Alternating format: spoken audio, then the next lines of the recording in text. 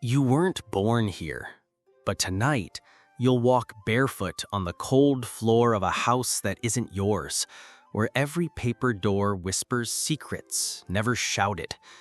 The wind blows through the cracks in the wood, carrying with it an ancient scent of forgotten lukewarm tea, of oil from a poorly polished blade, of incense burned by someone who no longer prays. The light is dim, coming only from the luxurious lantern in the hallway. Even so, you feel observed, not by eyes, but by absences, by presences that once inhabited this space and never said goodbye. The sound of the rain outside isn't just rain. It's as if each drop hits the roof with the weight of a name that can no longer be here. Time doesn't flow here. It drags itself along, like an old, hunched servant arranging cushions no one uses anymore. You walk slowly, as if invading this silence were a sin. And it is, because in this place, even silence carries a position, and the voice of the walls is more sacred than any word your mouth could ever form. You feel yourself. The boards creak, not in protest, but out of habit. They once bore the weight of armor, of oaths of fidelity, of betrayals whispered in your ear. Now I hold only memories, fleshless but weighty. The air is dense, thick, made of dust and the past. There is something unsaid lingering between the spaces, a story no one wants to tell anymore, a story of a man who believed that duty was enough to build a home, that honor was enough to sustain love. There is an ancient saying, the sword does not cry, it only cuts. But that night, even the blades cease to hesitate. You see the scabbard hidden on the altar, as if it had chosen to retire before the final battle. There are things not even steel can solve.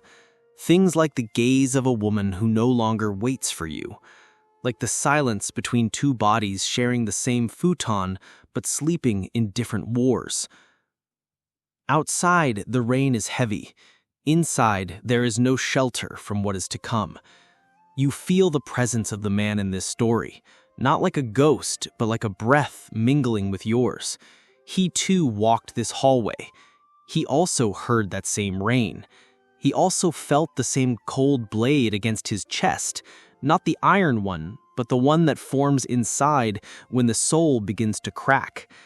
No one chooses the day they will be betrayed, but some feel when that day arrives, not by the screams, not by the gestures, but by the absence of the voice that used to call their name, by the absence of the touch that never repeats, by the absence of purpose in returning home. You don't need to understand everything now. Just stay, feel, breathe together, because this is a story that cannot be told in a hurry. It's a wound that slowly opens, revealing not blood, but dust. Dust accumulated in the corners of a life that was too clean on the outside and forgotten on the inside. Close your eyes, breathe, feel the weight of the silence, feel the cold of the stones, feel the beginning of a story that never ended, the story of a samurai, of a wife, of a house where vows were made with hands but undone by silence, the story of a night when even swords weep. You wake before the sky does, not because you want to, but because that's the only way to survive here. There is no alarm, only the rhythm of duty etched into your bones. Your eyes open to the texture of woven straw beneath your back, the scent of cold air biting through the paper walls. It's not really cold. It's the kind of emptiness that settles on the skin like mist, clinging to you as if it knows you have nowhere else to be. Your futon is thin, as always. You arise in silence, careful not to disturb the quiet, because here even the silence has rank. The floor is cold, almost disrespectfully so, It greets your bare feet with the same hospitality as a blade, sharp, indifferent, necessary. You move not with urgency, but with precision. That's how mornings begin, not with joy, not with dread, but with a sense of inevitability, like ink already drying on a page you didn't write. There is a basin in the corner. The water is still, as if unsure whether it should reflect your face or erase it. You lean over, hands stiff from sleep, and splash your face with what feels more like a punishment than refreshment. It shocks your senses awake, not gently, but like a command barked in the ear. The water smells faintly of rust, or is that your skin? You're not sure anymore. There's a mirror, cracked at the corner, hung too low for pride and too high for shame. You glimpse your face, or rather, the absence of it. The man in the glass doesn't blink. His eyes carry the dull shine of someone who no longer asks why. Not because he understands, but because understanding is no longer useful here. You reach for your robes, folded neatly the night before, with a care that doesn't match the weight of your day. The fabric is stiff, scratchy, and carries the faint smell of smoke and old sweat. You wear it like armor, not to protect, but to hide. It wraps around your body like a ritual you didn't invent, but have come to memorize by heart. The sash is tight, always too tight. It doesn't hold the robe, it holds you in. Outside, the light is beginning to crawl across the courtyard, hesitant and pale, as if even the sun isn't sure it wants to rise today. You step into your sandals, wooden and unforgiving, each movement producing a hollow clack on the floor, a sound that lets the house know you're still alive. Barely. You pass by the door of her room. You don't knock. You don't breathe. There's nothing on the other side except quiet. Not the kind of peaceful, but the kind that makes you feel like you've already been forgotten. The kind that makes your name echo in your own head just to remember it still exists. There is no breakfast waiting. There never is. Hunger has become a background noise, constant, dull, easier to ignore than to satisfy. The tea is reheated. It tastes like it's been boiled one too many times, bitter, like memory. Still, you drink it, because it's there, and not everything that is there has to be loved. As you kneel to prepare for the duties of the day, you feel the pull in your joints, the ache of repetition. Your knees no longer complain. They have learned the language of obedience. Your hands move on their own, tying, folding, checking, tightening. It is not meditation, it is mechanical. But in a place where even your breath feels borrowed, repetition is the closest thing you have to control. No one speaks, not even the birds. They know better than to interrupt the ceremony of a man dissolving into his role. This is not the beginning of your day. This is the continuation of a story you were born into, a story written long before you in ink made of honor and silence. And as the sky finally blushes with light, you remember, here, sunrise doesn't mean hope. It only means you survived the night. For now. Your body doesn't belong to you. Not anymore. It is an instrument now. Not sacred, but functional. It wakes, moves, obeys, and when it aches, it does so quietly, because pain here is not a reason, it is a fact. You kneel beside the wooden bucket, the same one you use every morning, its rim stained by the years, the wood warped by thousands of sunrises and apologies. The water inside is neither warm nor cold, it simply is. A stillness that resists your touch. You dip the cloth, worn thin from too many washes, and begin wiping your limbs, slowly, ritualistically, not for comfort, but for discipline. The cloth scrapes across your skin, lifting yesterday's sweat, but never the fatigue. That you carry with you, like breath, like regret. Your teeth are cleaned with twigs, frayed at the ends, soaked in bitterness. You chew, not for freshness, but for decency. The taste is sharp, sour, and ancient, as if the branch remembers the taste of every other mouth it's passed through. There is no mirror this time. You don't need one. You've memorized the shape of your expressionless face by now. Your nails are inspected. Dirt hides under them like shame, and shame is always punished. You scrape until it's gone, until the nails are clean, or until they bleed, whichever comes first. Hygiene here is not a matter of self-care. It is a performance of order, of submission. Every flake of dead skin is a defiance removed. You lift your arms and smell yourself, not out of vanity, but strategy. You must never draw attention, not even by scent. The human odor in this place is a kind of betrayal. You reach again for the cloth and rub harder. The skin reddens, but no one complains. Pain again is not a reason. Sometimes there is miso soup. Thin, cloudy, silent. It carries the faintest trace of kelp, as if the ocean once whispered near it, but never touched. You do not leave the table full. You leave appropriate, measured, quiet. Hunger here is not something to be satisfied. It is something to be managed, controlled, suppressed, like anger, like memory. As you rise, your knees crack, not from age, but from repetition. You return your bowl to the shelf with both hands. The shelf smells of steam, starch, and years. Behind you, the others rise too. No one looks at anyone. No one needs to. You are all part of the same machinery, silent, polished, predictable. Outside, the air waits, cool and indifferent. Your stomach, still hollow, makes no complaint. You begin walking, slowly, precisely, as always. The rice, after all, is not meant to fill you, only to keep you moving. You don't notice the illness arriving.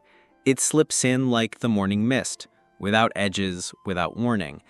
There is no dramatic fever, no collapse, just a strange slowness in your limbs, a heaviness behind the eyes. You try to stand, and your balance hesitates, as if your body has begun to question the meaning of upward.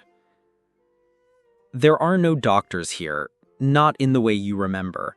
No gentle voices, no concerned eyes, only a quiet acknowledgement that your body has shifted from tool to liability. You are given herbs, bitter, dry, ground into powder that clings to the tongue like dust from old floors. You swallow it without water. You do not ask for anything sweeter. Pain is endured, not expressed. There are no complaints, only silences that grow longer between tasks. A cough that becomes background noise, a limp that becomes rhythm. You wear your fever like a secret, not because you are brave, but because to draw attention is to risk shame. You sleep less now, or maybe more. It's hard to tell. The nights blur into themselves. Your cot feels colder, even beneath layers. The straw mattress has begun to shape itself to your bones. Your breath feels louder in the dark. Sometimes it skips, a sudden pause, then a desperate catch, like a thread pulled too tightly. No one touches you, not out of cruelty, but necessity. Hands are reserved for labor, for prayer, for self-discipline. There is no warmth to borrow, no shoulder to lean on. Illness becomes a private ritual, observed in silence, endured in solitude. Your body begins to smell different, less like sweat, more like stillness, the scent of slow decay. Your skin dries, cracks behind the knees, between the fingers. You bleed sometimes. Not enough to alarm, only enough to mark. The bandages are rough cloth, reused, rewashed, reworn, smelling faintly of vinegar and thyme. When you can no longer rise quickly, you rise slowly. When you can no longer walk without leaning, you lean against silence. You are not excused from duty. You are simply assigned softer tasks: sweeping, counting, sitting, watching others move in the rhythm you once belonged to. You do not speak of death. It hovers, but it is not named. Like a shadow beneath the eaves, it is always near, but never acknowledged. One day, someone is gone. No ceremony, no cries. Their sleeping mat simply folded, their bowl washed and put away. The space they filled absorbs itself, like a footprint washed away by rain. You wonder if you'll vanish the same way, quietly, efficiently. No resistance, no spectacle. Just a thinning of presence, like breath on a cold morning. And still the bell rings. Still the rice is served. Still the routine unfolds like a scroll that never ends. Your illness becomes part of that script, one more character written in faint ink, destined to fade. You cough again. It hurts deeper now. Your ribs complain. Your lungs answer with a whisper. You press a hand to your chest and feel the weight there, not just of phlegm or fatigue, but of all the words you never said, all the comforts you never received, all the warmth that was never allowed. You do not cry. The tears dried seasons ago. What leaks from your body now is not sorrow, it is surrender. The day ends not with a bell, but with a dimming of color. Light withdraws from the corners of the room. Shadows lengthen across the floor like fingers trying to hold on to something lost. The voices soften. The footsteps grow fewer. The world seems to lean inward. And you sit in it like a breath waiting to be exhaled. There is no evening as you once knew it. No warmth of a hearth, no soft murmur of family, no hands to clasp in finality. Here, night is not a reprieve. It is another test, another ritual of endurance.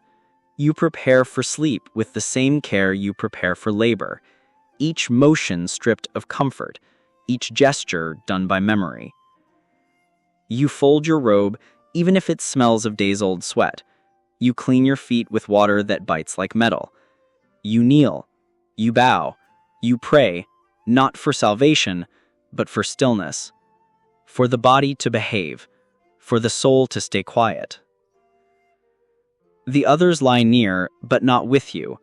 There are no shared blankets, no whispered confessions, only the chorus of restrained breathing, the occasional turn of straw, a cough that echoes longer than it should. Sometimes someone mumbles in sleep, a word, a cry, the name of a mother long gone. No one responds. Silence is the final discipline. You lie on your mat and feel every contour of the wood beneath you. Your blanket is thin, like memory. Your pillow a folded cloth, firm and unyielding. You try not to move too much. You try not to think. But the mind, unlike the body, does not tire easily, especially in the dark. You remember things you didn't ask to remember. The curve of a hill you climbed as a child, the scent of steamed barley in winter, the softness of your sister's voice when she used to sing. None of it belongs here, but night invites the past like a guest with nowhere else to go. The cold is patient. It doesn't rush in, it creeps, first at your toes, then along your legs, finally settling at the base of your neck like a quiet warning. You pull the blanket tighter, knowing it won't help. Cold here is not a condition. It's a presence, like hunger, like time. The silence is no longer peaceful. It is thick. It presses against your ears, your chest, the back of your throat. It's not just the absence of noise. It's the weight of things unspoken. Apologies never given, tenderness never shown, a life never truly chosen.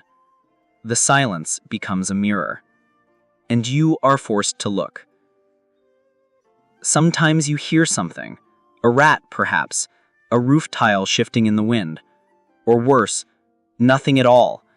Just the dull ache of breath, the muffled beat of your own heart. You count it, not for comfort, but because it's all you have. And yet you do not rebel. You do not rise and scream or beg. You lie there, disciplined in your stillness, obedient even in your suffering. Not because you're strong, but because you've forgotten how to ask for softness. Outside, the moon rises, unseen. The world turns, unnoticed. You are wrapped not in warmth, but in the final gift this life gives you: resignation. You close your eyes, not to escape, but because there is nothing left to see. The day has ended, the body is still. And if sleep comes, it comes like snow, quiet, colorless, and without promise of thaw. It doesn't begin with a fever, or a wound, or anything loud. It begins with slowness, a delay in your step, a stiffness in your fingers, a weight in your bones that no rest can lift. You tell yourself it's fatigue, the cold, the stone floor, the bad rice. You whisper excuses to your body, like a parent trying to soothe a child who already knows the truth. The pain is not dramatic. It arrives like mold, quietly, persistently, devouring from the corners. First, you wince when you kneel. Then you struggle to rise. Then you stop kneeling altogether. Not because you defy the ritual, but because you physically cannot. The others notice, but they do not speak. Suffering here is not shared. It is absorbed. When illness takes root, truly takes root, you do not go to a physician. There is no medicine, only herbs boiled into bitterness, or prayers repeated until the tongue goes numb.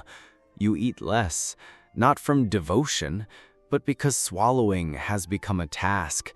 Food tastes like paper, water like regret. You are told to accept, to bow to the wheel of life, but acceptance is not peaceful, it is hollow. You nod not because you understand, but because resistance requires energy, and energy is a luxury your body no longer provides. Even the smallest acts become negotiations. Rising, defecating, chewing. Each demands something from you.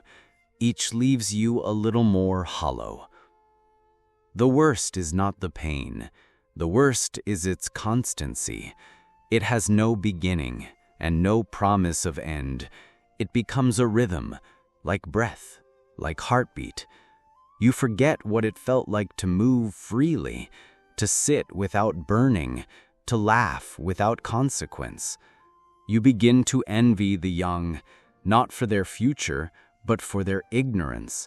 They do not yet know how loud a tooth can scream, how a cracked rib hums at night, how despair accumulates in the knees. You watch them as you would watch birds, beautiful, untouchable, unaware of the cage that waits. And still, no one asks if you are well. To speak of pain is to disturb the harmony, so you remain silent. You hide your limping hand in your sleeve. You bite the inside of your mouth when coughing would betray you. You master the art of appearing intact while crumbling from within. Eventually, pain becomes your language. It shapes how you sit, how you breathe, how you look at others. It becomes the lens through which you see the world, warped, aching, tender with wounds no eye can see. And when someone passes you in the hall and bows and does not meet your eyes, you understand. They see it too. They carry it too. No one says a word. You lie awake at night counting the bones that hurt. You whisper to the ceiling, not for healing, but for permission, to endure one more day, to not become a burden, to disappear without noise. And in that silence, something ancient whispers back. Pain is not punishment. It is the echo of having lived. The day arrives without fanfare. No trumpets, no battle cries, just the quiet morning mist curling over the rooftops, the soft rustle of bamboo leaves stirring in a hesitant breeze. You wake slower than usual, your breath shallow, your limbs heavier than the weight of your armor. The sun filters weakly through paper screens, painting fragile patterns on the tatami mats, fragile like the life that remains. You dress carefully, as always. The folds of your kimono fall like whispered memories. Your hands tremble as you fasten your obi, though you will no longer need to draw your katana. The blade rests untouched, its cold steel reflecting a face worn by years of silence and unspoken pain. You stare at it, wondering if it still holds meaning, or if it is merely a relic of a past you no longer recognize. There is no ceremony for departure, no crowd to witness your final act, only the slow, measured footsteps of a man who once moved with fierce purpose, now reduced to the fragile cadence of a fading shadow. You sit quietly, gazing out at the garden where the last cherry blossoms drift like pale ghosts, falling gently to a ground that will never bloom again for you.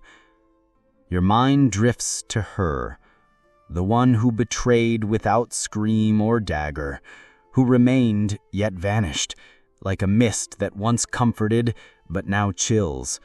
You hold no bitterness, no anger. Those feelings seem too heavy, too coarse for this fragile moment. Instead, there is a profound solitude, a quiet understanding that some wounds are too deep for revenge, and some losses too absolute for closure.